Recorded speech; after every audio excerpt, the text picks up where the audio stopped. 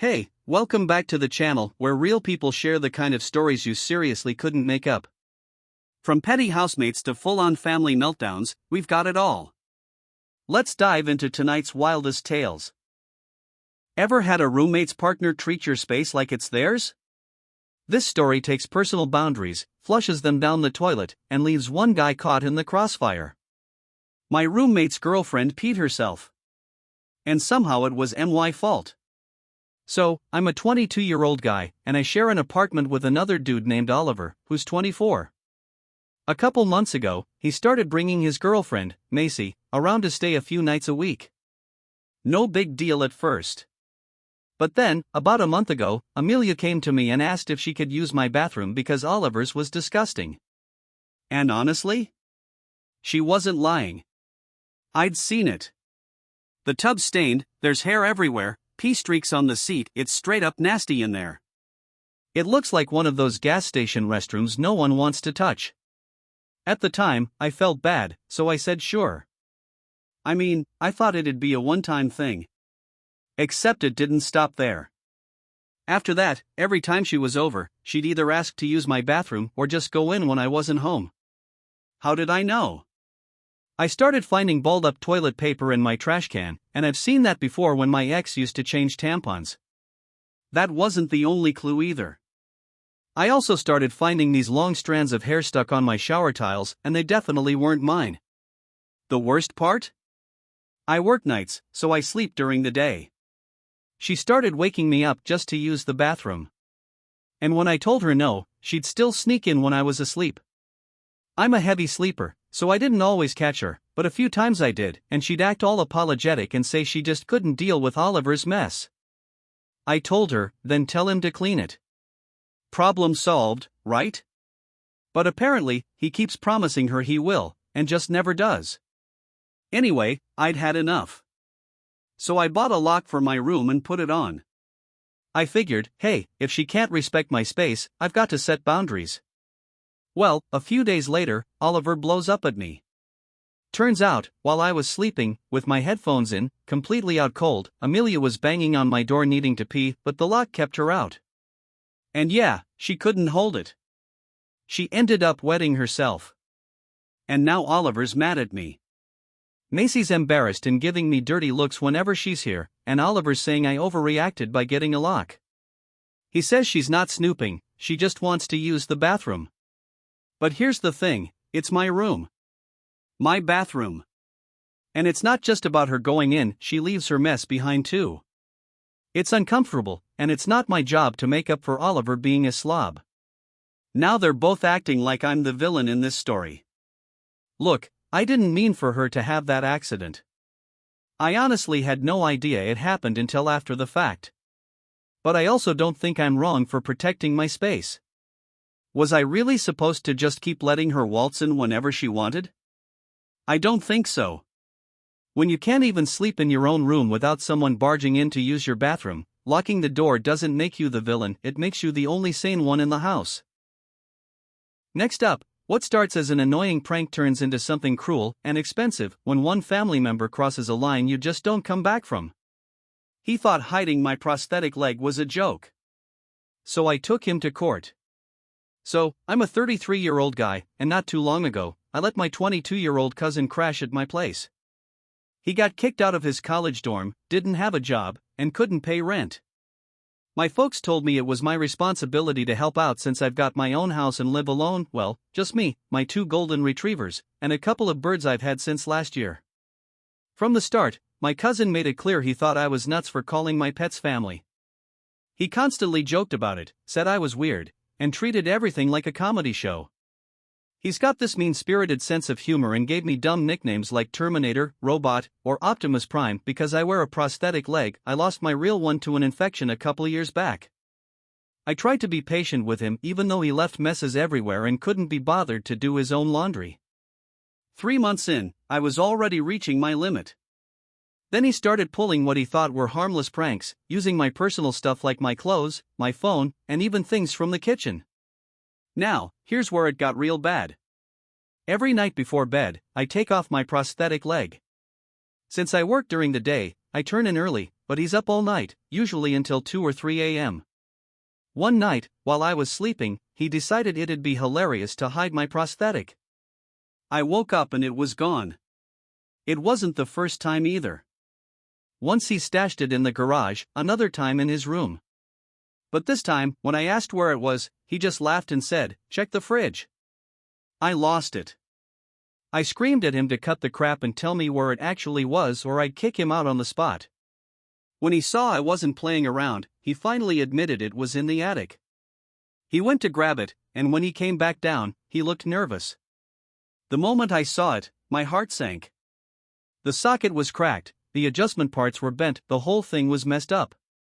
He said he hid it under an old TV and didn't realize it could get damaged so easily. I absolutely snapped. I was furious and yelling, and all he did was throw his hands up and say, "It's just a prank, bro."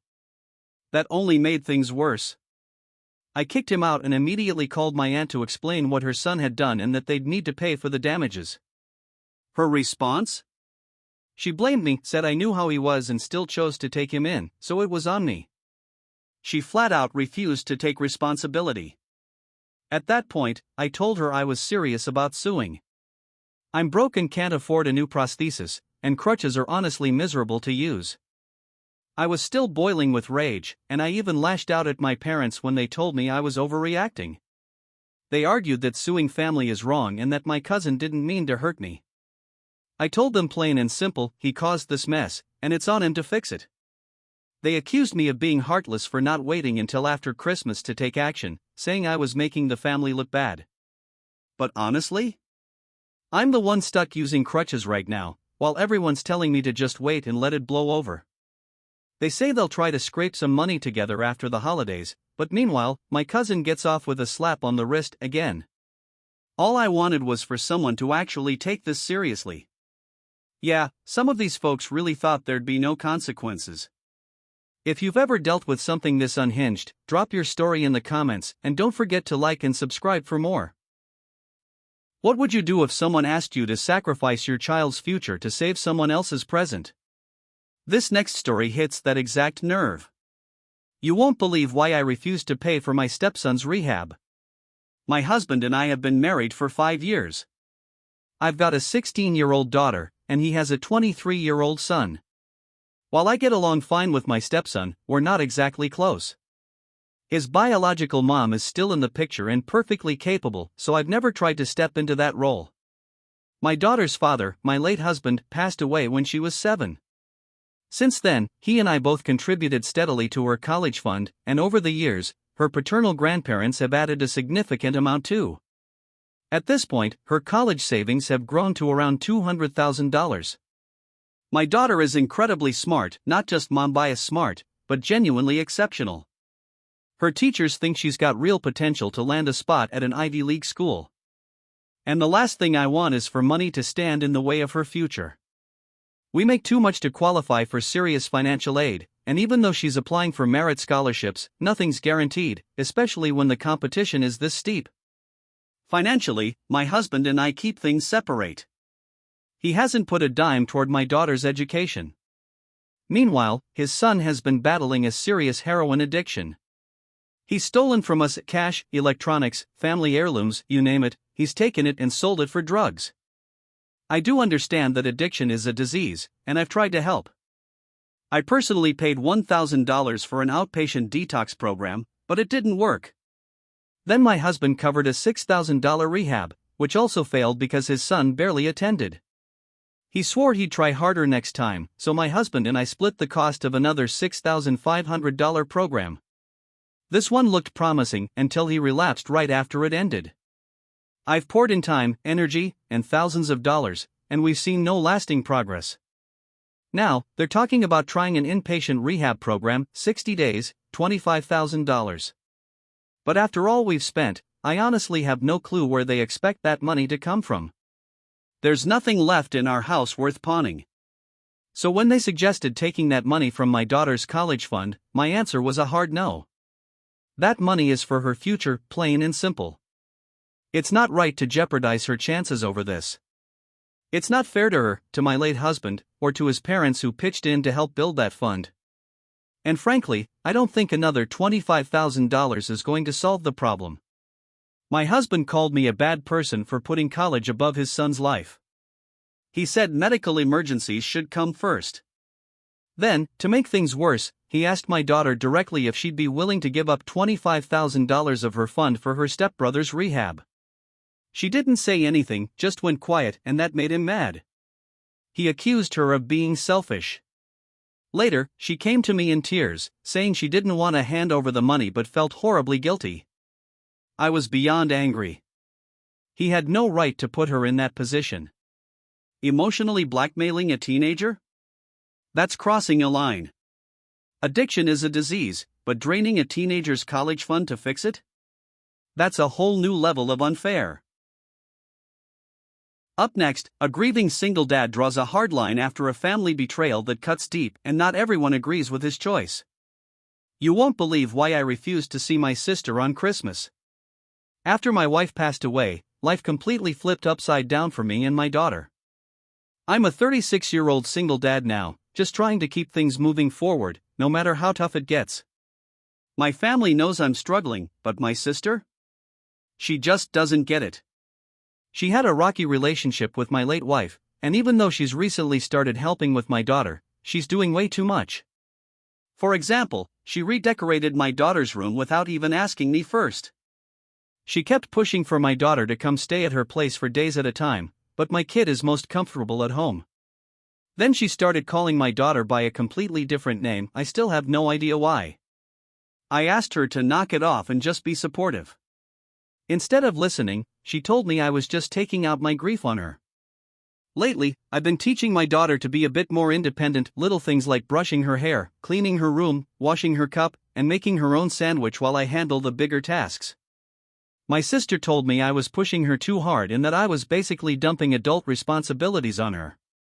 I explained that I was just helping her grow up strong, but my sister said I was using it as an excuse to avoid my duties as a parent. That led to a huge fight. I told her she had no right to butt in. The next day, a Child Protective Services officer showed up at my door. At first, I thought it was some kind of mistake, wrong house, maybe, until he read me the report. It claimed I was barely home, that I made my daughter do things she shouldn't be doing, that I wasn't keeping her clean, and that I was even neglecting her schooling. For the record, she's homeschooled. I told the officer my side of the story and tried to explain that I'm doing the best I can as a solo parent. He talked to my daughter too. It was clearly a bogus report. But despite that, I was informed that CPS would still keep a permanent record on file. That hit me hard. Later, another one of my sisters told me that the one I argued with had called CPS on me. I was furious. I confronted her and told her she was acting childish and ridiculous. I said she wasn't my sister anymore. And after that, I cut her off completely. Months passed, and now my dad has started bringing her name up again. He knows how upset I still am, but he keeps saying that she feels bad and wants to make things right, starting with seeing us at Christmas dinner. I said absolutely not. But he and the rest of the family keep pressuring me, telling me to be the bigger person and not break up the family during the holidays. They say I'm being immature and that I should handle this like an adult for the sake of the family. I snapped. I told them I wasn't about to sit at the same table with someone who tried to label me a bad father. I don't care if she had good intentions or was just worried. If she was that worried, why call CPS? And now they're even asking me to let my daughter spend Christmas with her aunt, the same aunt who tried to ruin our lives? Look, I get that families argue. But calling child services on a grieving single dad? That crosses a line. I'm done playing the good guy here. I've got nothing to apologize for. Sometimes, protecting your peace means keeping the door closed even during the holidays. What happens when joy and tragedy collide on the same day? This next couple learns the hard way that not everyone agrees on how to remember it. A kid drowned at our wedding. But we still celebrated our anniversary. Last year, my husband and I got married at a stunning venue right next to a lake. It was supposed to be one of the best days of our lives, and it was, for a while. But then everything changed. During the reception, one of the younger kids at the wedding slipped away from their parents and went into the lake, even though they didn't know how to swim. It was tragic, completely devastating, and obviously, the celebration came to an abrupt end. We haven't really talked to that child's parents since then. We were never especially close with them anyway, only saw them around the holidays. Still, we're technically still Facebook friends. So fast forward a year, it's our first anniversary. I made a post on social media to mark the day, sharing some sweet memories from the wedding. I honestly didn't think twice about it. But the next morning, my phone blew up. I had 30 comments, 15 missed calls, and a long, angry comment from the child's mother calling me out. She said the post was disrespectful. How dare I share anything from that day without mentioning her son or talking to her first? Pretty soon, the whole family was arguing in the comments. People were picking sides. Some told me to take the post down and apologize, and even said we should celebrate our anniversary on a different day entirely. Others said we had every right to celebrate, just maybe keep it private to avoid causing pain. To me, I didn't think I did anything wrong. I wasn't trying to celebrate the tragedy, I was celebrating the day I married my husband. But all this backlash made me question everything. Eventually, I made the post visible only to myself and deleted the comments, hoping that would stop the drama. But then we got an email that showed the situation was way bigger than I thought. My mother-in-law sent out a mass email, and I mean a huge one. CCANG would look like 3/4 of my husband's entire family. Parents, grandparents, even the child's parents were on it. Apparently, they don't just want us to delete the post. They think our wedding doesn't even count anymore because of what happened. They're saying we're not really married in the family's eyes. To fix it, they're insisting we have a second wedding, a real one, and offered to pay for the whole thing. And since it might take a year or two to plan, they said they'll tolerate us living in sin for now. Yeah. That's the actual phrase they used. My husband hates conflict, especially with his family, and now we're stuck figuring out how to even approach this without setting off more chaos. And honestly, I don't know how I'd even bring this up to my family without them thinking it's some kind of twisted joke. One commenter online really summed it up: everyone in this situation kinda sucks. On one hand, a family lost their child, and no one can even imagine that pain. On the other, it feels like we're being punished just for trying to remember a moment that still mattered to us. But yeah, I took the post down, because as soon as I saw it was hurting someone, I knew it wasn't worth the fight. As for the in-laws, I don't even know what to say. Acting like our marriage doesn't count unless we redo it on their terms, it's just wild. The only people I don't blame here are the grieving parents. The rest? Honestly, they're just being bad. You can mourn a tragedy and still honor your love, but try telling that to a family that thinks your wedding never counted in the first place. Teenagers can be blunt, but what happens when that bluntness becomes straight up cruel during a time of mourning? My son said get over it after my wife's parents died. Now she wants him gone. 2 weeks ago, my wife's parents were killed in a car crash. Her dad was 66, and her mom was 62. She's been completely heartbroken ever since. As their only child, she was incredibly close to them. They were amazing people, and honestly, I'm grieving their loss too. The problem really started with our son. He's 16 now, but ever since he turned 13, he's been drifting away from us and his grandparents. He's kind of a loner and spends most of his time gaming in his room. When we told him about the accident, he barely reacted. I tried to talk with him about it a couple of times, but he told me straight up that he never felt close to them. Meanwhile, I still have to go to work every day while my wife's on bereavement leave. Since our son does school online, he's home all the time too. And since the accident, the tension between him and my wife has gotten worse. One example, she was crying in our bedroom and he just walked in and asked when dinner would be ready. She told him to make something himself, and he just rolled his eyes and left. When she arranged a Zoom funeral with her aunt and cousins, the only family she has left, she asked our son to join. He did, but he stayed on his phone the whole time and didn't even bother putting on a shirt. Later, she asked him if he wanted to keep anything from his grandparents' house for memory's sake.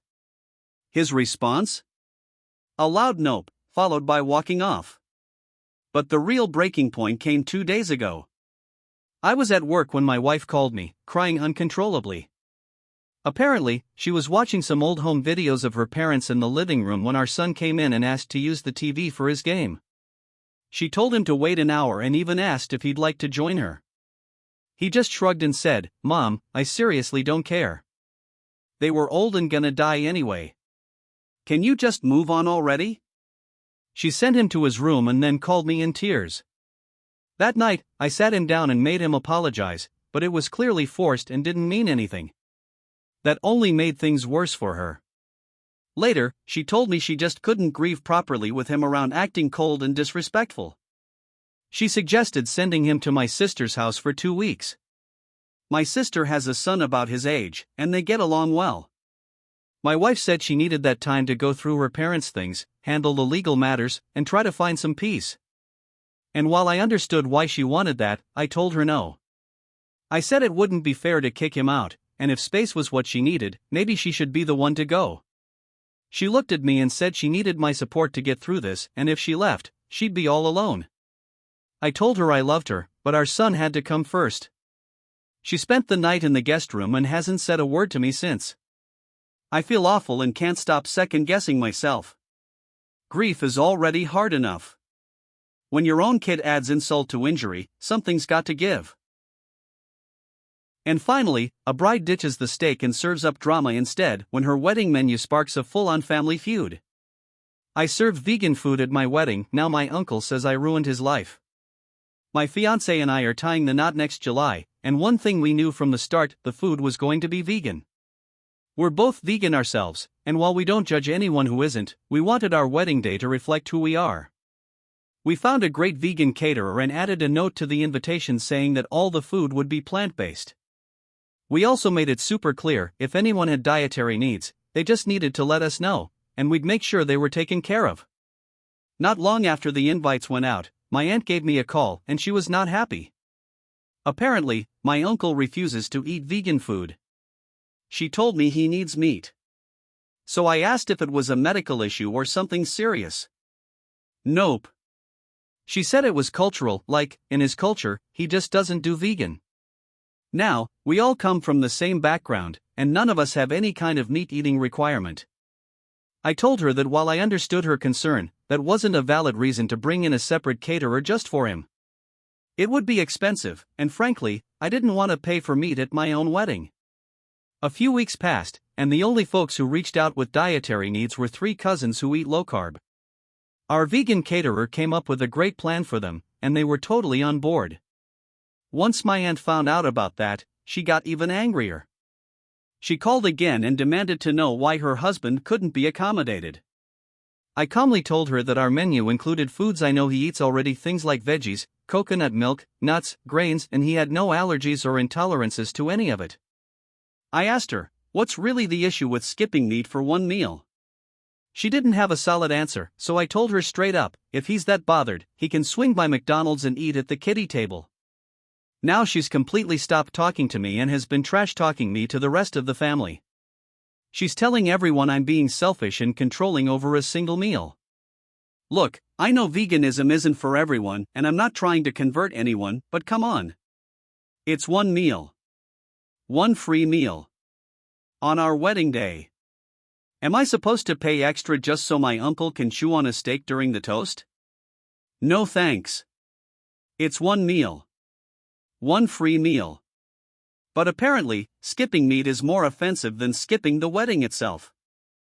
And there you have it, 7 stories, 7 reasons to never underestimate how wild real life can get.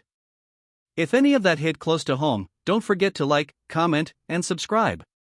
We've got more coming soon.